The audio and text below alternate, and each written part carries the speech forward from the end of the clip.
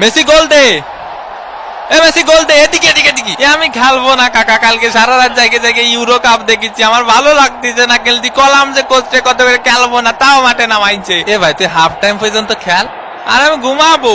এ লাইটটা বন্ধ করে দিতি না স্টেডিয়ামের। ফাউল, দে ফাউলের শট, মিস।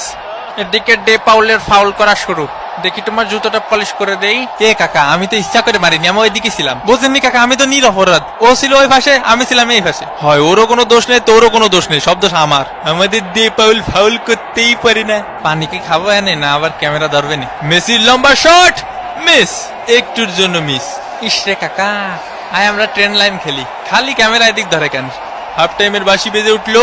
এগুলা কি ভাই? অন্তত 2টা পেনাল্টি দেওয়া উচিত ছিল।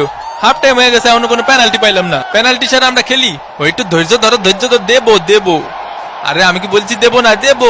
মেসির কর্নার কিক, লোতারো মার্টিনেজ।